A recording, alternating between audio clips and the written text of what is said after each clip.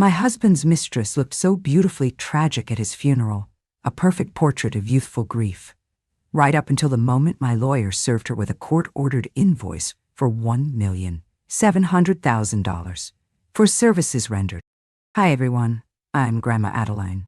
My name is Adeline Monroe.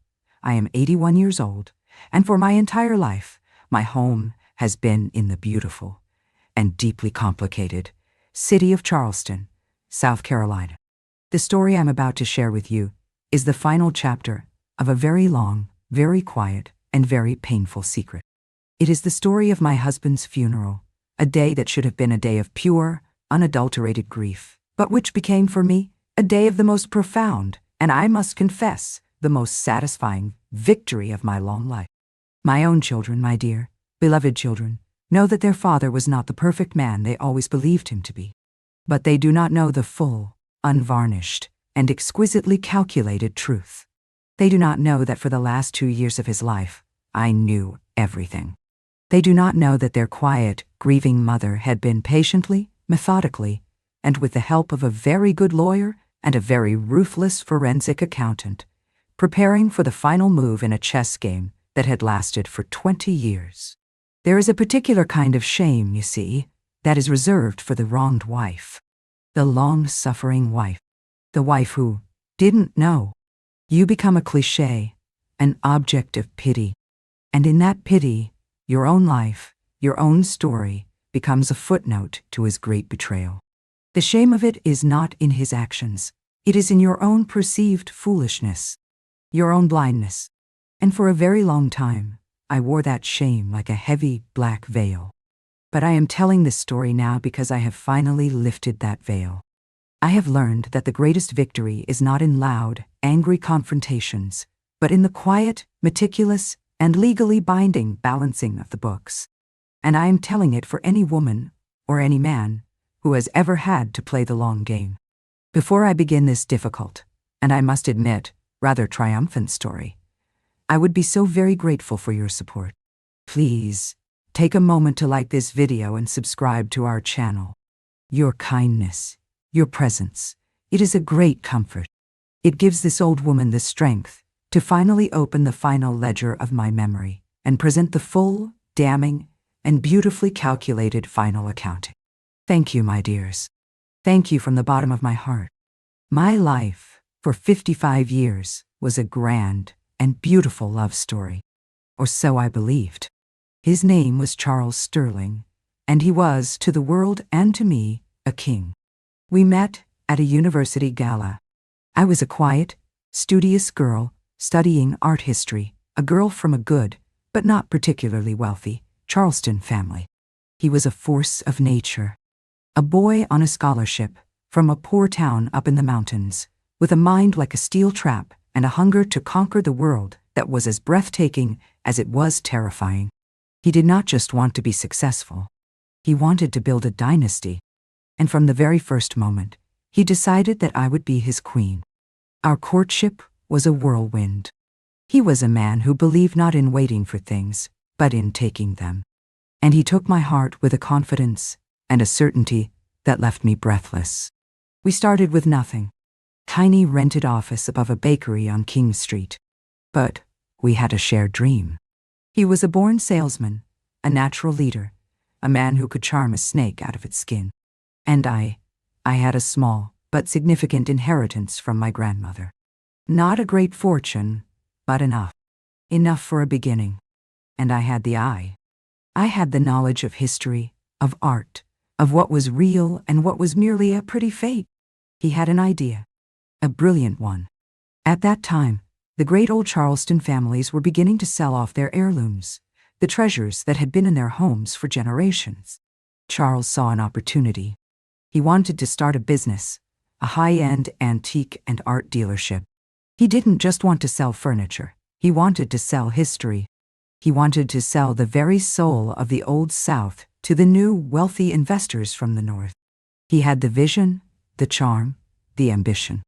And I had the seed money. And I had the knowledge. I was the one who could spot a priceless original hidden under 100 years of grime.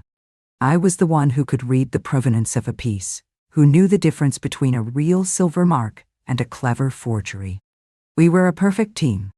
He was the brilliant, charismatic frontman. I was the quiet, steady, and knowledgeable foundation. I remember the day we bought our first major piece at auction. It was a magnificent, hand-carved mahogany sideboard that had belonged to one of the founding families of the city. We had used every last penny of my inheritance to buy it. It was a terrifying risk. I will never forget the look on his face as we stood before it in our small, dusty shop. He took my hands in his, and he looked at me with an intensity that was almost frightening. "You believe in me, Adeline," he'd whispered, his voice thick with an emotion that felt like raw, uncut gratitude. "You are the only person in the world who has ever truly believed in me, and I will spend the rest of my life repaying you for that. I will build you a kingdom, my love. I swear it." And he did. Sterling and Monroe, our little shop, became a staggering success. He was a brilliant marketer, a genius at finding the wealthy clients. And I was the quiet, unseen engine of the business. I was the one who managed the books, who authenticated the pieces, who made sure his grand, beautiful, and often chaotic vision was built on a solid, profitable foundation. For 20 years, we were a true and equal partnership. We bought our beautiful home, the one on the Battery. We had our son, our dear Charles Jr. We built a beautiful, successful, and deeply, deeply happy life. I was not just his wife. I was his partner, his co-conspirator, his queen. The change, when it came, was not a sudden, violent earthquake. It was a slow, almost imperceptible continental drift. It began when the business grew beyond our wildest dreams. When Sterling and Monroe became a brand. He started traveling more, to London, to Paris, to auctions I could no longer attend. He started spending more time in a world that was not mine, a world of international finance, of powerful men who spoke a language I did not understand. He never stopped loving me, but he started editing me. He began to tell a new story about our life, a story that was simpler, more romantic, and more in line with the grand, heroic myth he was building for himself. "I was a poor boy with a dream," he would say, his voice a low, charming rumble that would captivate the entire table. "And I saw this beautiful, graceful Charleston belle, and I knew I had to build a world that was worthy of her. I built it all for her." It was a beautiful story, a romantic story, and it was a lie. He had not built it for me. He had built it with me. But the story of the brilliant lone wolf genius was a better story than the quiet, complicated truth of a partnership. So, that became the story. And I, in my love for him, in my desire to see him shine, I allowed it. I became a silent accomplice in my own erasure. I would sit at those dinner parties, smiling as he told the story of his solitary genius, and I would feel a small, sharp, and deeply disloyal pang of pain in my heart. But I would say nothing. I told myself it didn't matter. I knew the truth. He knew the truth. That was all that mattered. I did not realize that a lie, told often enough, even to yourself, begins to feel like the truth. I did not realize that in erasing me from our past, he was also, slowly and methodically, erasing me from his present. And he was making a space, a quiet, hidden, and secret space in his life, for someone else. The 30 years that followed were a masterclass in the art of the beautiful facade. From the outside, our life was a portrait of perfect, enviable success. Charles Sterling was a legend in the world of antiques and fine art. Our home was featured in magazines. Our parties were the talk of the town. And I was the perfect, elegant, and utterly supportive wife. The quiet, graceful woman who stood just behind her great man, smiling her serene and increasingly practiced smile. My role in the business, once so central, was slowly, gently, and with the utmost respect, phased out. Charles hired a team of brilliant young people with PhDs in art history and degrees in finance from the best universities. My quiet bookkeeping skills were no longer needed. My eye for a hidden treasure was replaced by a team of experts with auction catalogs and provenance reports. "Adeline, my love," he would say, his voice full of a fond, dismissive affection. "You have worked so hard for so many years. It is time for you to rest. It is time for you to enjoy the life I have built for you. You have earned your retirement." He did not see that he was not giving me a retirement. He was giving me a gilded cage.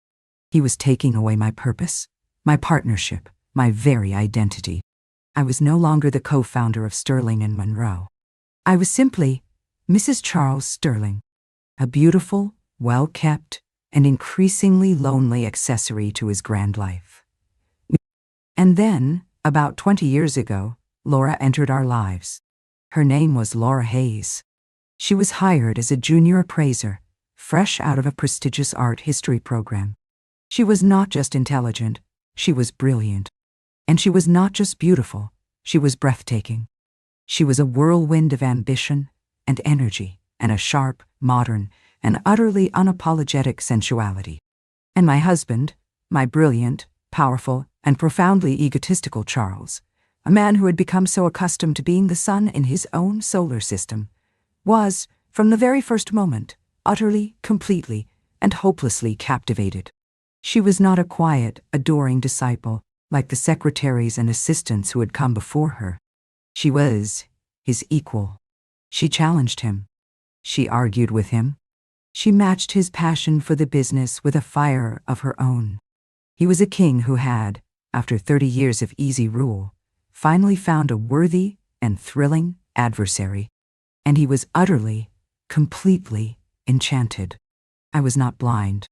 A wife knows. You can feel the shift in the air. You can see it in the small stolen glances across a crowded room. You can hear it in the way he says her name, a new, bright, and dangerous note in a familiar old song. But what was I to do? I was a woman of a certain generation, from a certain world. In my world, a wife did not make a scene. A wife did not have public, screaming matches.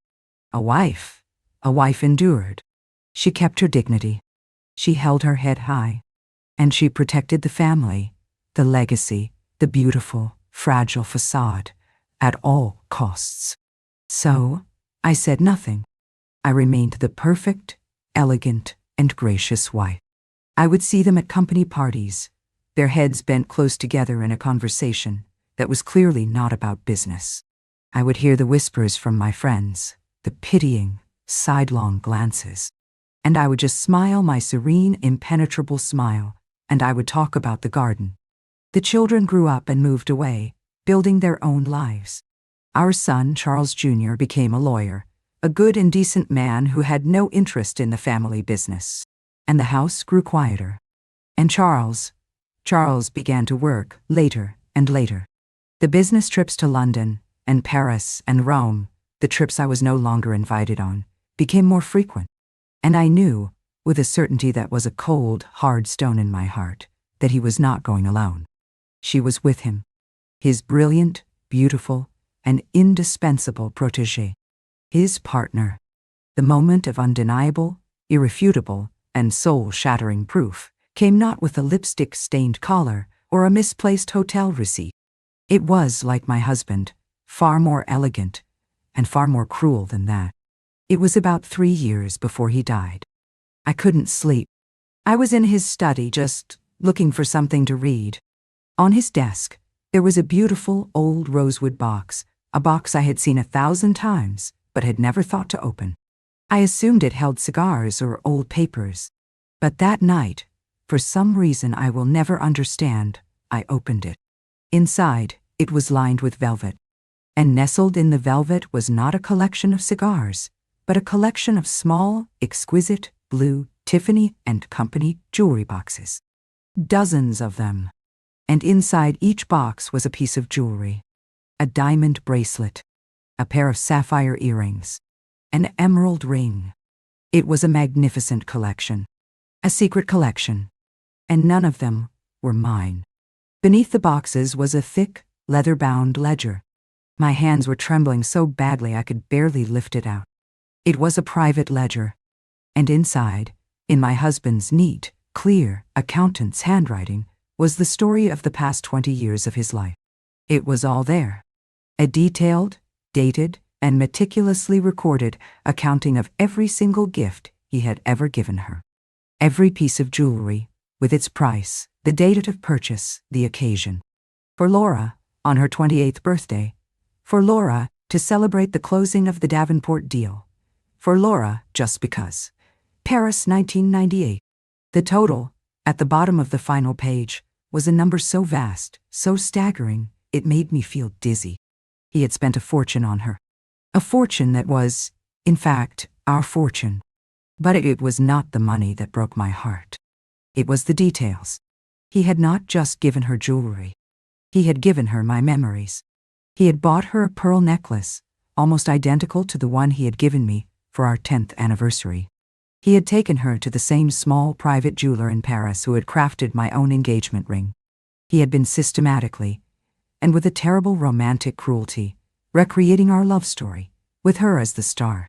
And the final, killing blow was the last entry. It was dated just a month before. It was not a piece of jewelry. It was a deed. The deed to a beautiful, historic, and incredibly expensive house on a quiet street just a few blocks from our own. A house he had bought for her. A house he had promised her would be hers, and hers alone, after he was gone. I sat in that silent room until the sun came up. And in the cold, gray light of dawn, the grief, the heartbreak, the shame, it all began to recede. And in its place, something else began to grow. A cold, quiet, and formidable anger. The anger of a queen who has just discovered a traitor in her court. A traitor who has not just stolen from the treasury, but who has tried to steal the very soul of the kingdom. I did not confront him. He was already a sick man. A dying man. A public, ugly confrontation would have been a cruelty not even he deserved. And it would have destroyed my children's image of the father they adored. No. Gain, too. A confrontation was a game for amateurs. I was the daughter of a lawyer. I was the wife of a king. I understood the language of power. And I understood the quiet, brutal, and beautiful logic of a perfectly executed and long overdue revenge.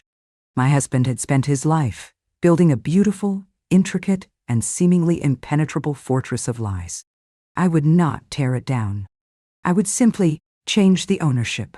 My war began that very morning. It was a war of paper, of patience, of quiet, meticulous, and legal preparation. While he was sleeping, I was on the phone with the most ruthless, most discreet, and most brilliant estate lawyer in the state of South Carolina. I did not tell him about the affair. I did not tell him about the jewels. I told him only one thing. I want to create, I said, my voice as calm and as cold as the grave. A new, ironclad, and perfectly executed will. A will that honors my husband's legacy while protecting the assets of our family. And I want to create an invoice. For the next 2 years, while I played the part of the doted, loving, and long-suffering wife, my team of lawyers and forensic accountants was quietly, methodically, and with a terrifying precision, dissecting my husband's entire financial empire, piece by piece. They were creating an arsenal of his own receipts. I knew the end was near for him, and I knew that when he died, she would come. She would come to the funeral, a vision of tragic, secret grief. And then she would come for the house, the one he had promised her. She would come to claim her prize. She had no idea that I would be there, waiting for her. She had no idea that my husband's final will and testament was not going to be a love letter to her. It was going to be my own, final, and beautifully calculated declaration of war. The final 2 years of my husband's life were the most difficult and the most profoundly duplicitous of our 55 years together. On the surface, I was the perfect, devoted, and long-suffering wife, tending to my dying husband. But underneath, I was a general, waging a silent, secret war, gathering my forces for a final, decisive battle that would only be fought after the king was dead. Charles's illness was a slow, cruel, and lingering decline. He was a proud man, a king, and he did not bear his own weakness well. He grew frustrated and angry and demanding. And I, his wife of more than 5 decades, was the primary target of his impotent rages. I was the one who saw him at his weakest, at his most vulnerable. And for that, he resented me. Laura, on the other hand, was his escape. She was his fountain of youth, his adoring disciple, the beautiful, vibrant woman who still saw him as the brilliant, powerful man he had once been. She was a constant presence in our home, but she was not there as a mistress. She was there as his indispensable employee, his protégée, the only person who understood the intricate workings of his empire. It was a brilliant, unassailable cover story, a story that my own children, in their love for their father, accepted without question. "Good morning, Charles," she would say, her voice a bright, energetic melody that would light up my husband's tired eyes. "I have the quarterly reports from the London office. They're excellent." She would then turn to me, her smile full of a perfect, respectful sympathy. "Good morning, Adeline. I hope you had a restful night." She was so good, so flawless. She was playing the part of the devoted, brilliant protégée to perfection. She would sit with him for hours, going over business papers, her head bent close to his. Their intimacy was a quiet, professional, and utterly damning performance. They were conducting their affair right in front of me, under the guise of a board meeting. My life became a tightrope walk of emotional control. I had to be the gracious, welcoming wife to the woman I knew was sleeping with my husband. I had to listen to him praise her brilliance, her loyalty, her indispensability, with a serene smile on my face, all while the knowledge of their shared betrayal was a hot, bitter acid in my throat. The jewels were the silent, glittering symbols of their long betrayal, and she was audacious in her use of them. She would wear them to my own dinner parties, my mother's sapphire earrings, my grandmother's diamond brooch. She would wear my own history, my own legacy, as if it were her own. And she would do it with a quiet, confident, and utterly triumphant grace. She was not just stealing my husband. She was systematically replacing me, piece by piece, in front of the entire world. And I, the quiet, elegant, and long-suffering wife, would have to compliment her on them. "Oh, Laura, my dear," I would say, my voice a perfect, smooth melody of graciousness, as my heart was breaking into a million pieces. "Your earrings are simply exquisite. You have such wonderful taste." And she would smile, that small, secret, and deeply satisfied smile, and she would say, "Thank you, Adeline. Charles has been so very generous." It was a quiet, brutal, and constant war of nerves. And all the while, in the quiet of the night, after the performances were over, I was working. My team of lawyers and forensic accountants was my secret army. While she was stealing my past, I was meticulously, methodically, and legally dismantling her future. Mr. Peterson, my quiet bloodhound of an accountant, was a genius. He created a complete, line-by-line, and utterly irrefutable accounting of the past 20 years. Every gift, every trip, every dinner, every hotel room, every single dollar that had been siphoned from our shared accounts and poured into her secret life was documented.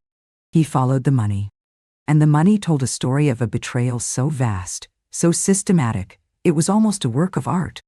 The final, and most important, piece of the puzzle was the house.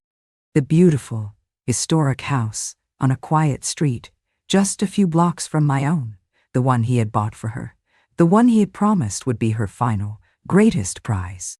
My lawyers discovered that he had bought it through a shell corporation and had placed it in an irrevocable trust, with Laura as the sole beneficiary upon his death.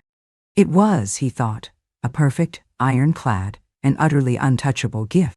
He had, in his mind, secured her future. But he had made one, single, fatal, and deeply arrogant, mistake. He had been so focused on making the gift irrevocable, he had forgotten about the source of the funds. My dear, brilliant Mr. Peterson, in his meticulous page-by-page autopsy of my husband's financial life, found the wire transfer.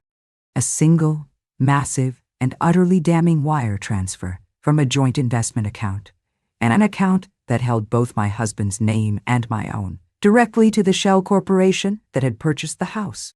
He had not bought the house with his money. He had bought it with Gore money. And in the eyes of the law, in the state of South Carolina, that made all the difference. It was not a gift. It was a fraudulent transfer of marital assets. And that, Mr. Abernathy had said, a slow, grim, and deeply satisfied smile spreading across his face as he looked at the document, is our checkmate. The plan we devised was not a complex one. It was a simple, elegant, and brutally effective legal maneuver. We would not contest the trust. We would not try to reclaim the house. We would simply present an invoice. My legal team drew up the final document. It was not a lawsuit. It was a formal, legally binding, and court-sanctioned invoice to be presented to Miss Laura Hayes upon the death of my husband. It was an invoice for 20 years of gifts, 20 years of travel, 20 years of a secret life, all funded by the fraudulent misuse of my own personal and legally protected marital assets. The total, including interest, was $1,782,451.32. And then I waited. It was the longest, hardest, and most painful wait of my life. I had to sit by my husband's bedside and hold his hand and listen to him reminisce about our beautiful life together, all while knowing the truth of his profound and epic betrayal. I had to smile at his mistress and thank her for her devoted care, all while knowing that I was about to utterly and completely destroy her. It was a performance that took every last ounce of my strength. But I did it. For my children. For my own, shattered, but not yet defeated, heart. My husband died on a cool, clear, and beautiful morning in October. And at his funeral, she was magnificent. She did not sit with the family, of course. That would have been too obvious. She sat just behind us, a portrait of the devoted, heartbroken employee, weeping silently into a black lace handkerchief. She was so good, so convincing, that even my own children looked back at her with a deep and sincere sympathy. I watched her, and I felt nothing. The grief, the anger, the pain. It was all gone. All that was left was a cold, quiet, and profound sense of purpose. The final act of our long, terrible play was about to begin. The stage was set. The audience was assembled. And the final, devastating and beautifully scripted last lines were about to be delivered. The reading of the will was scheduled for the next afternoon in Mr. Abernathy's office. And I had made sure, through a formal legal request, that Miss Laura Hayes would be required to attend. She thought she was coming to witness her final triumph. She had no idea she was coming to witness her own financial execution. I will never forget the look on her face as she walked into that boardroom. She was a masterpiece of performative grief. Her beautiful face was pale and tragic, her large dark eyes shimmering with unshed tears. She wore a simple, exquisitely cut black dress, and around her neck a single perfect strand of pearls. My mother's pearls, the ones my husband had stolen from my jewelry box, and which she now wore as a quiet, defiant declaration of her true place in his life. She was not just a secretary. She was the shadow widow. She gave me a small, sad, and deeply sympathetic smile as she took her seat. A smile that said, "We are in this together, you and I. We are the two women who loved him most." The audacity of it, the sheer, breathtaking hypocrisy, almost made me laugh out loud. My children looked at her with a gentle, pitying kindness. They saw their father's devoted, heartbroken protégée, a woman who had lost her mentor, her champion. They had no idea they were looking at the woman who had been their father's mistress for 20 years, the woman who had been systematically stealing their inheritance with every breath she took. And then Mr. Abernathy began. He cleared his throat, and in the dead, silent room, the sound was like a gunshot.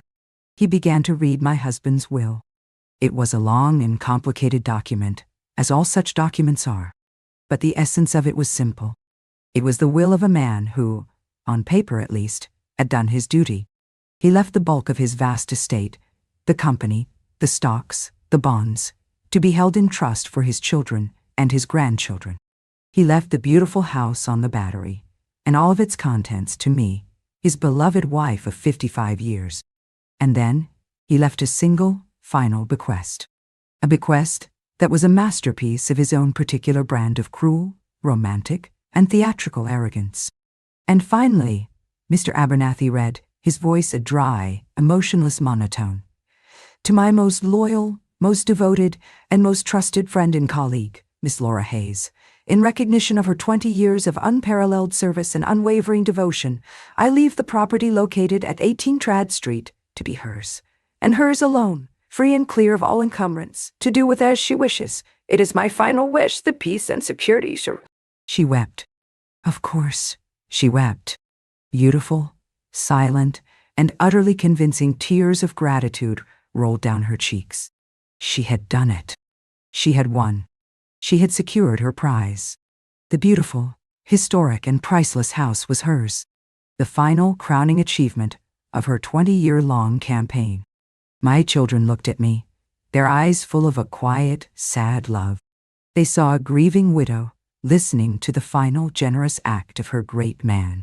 They had no idea they were watching the opening move of a war they didn't even know had been declared.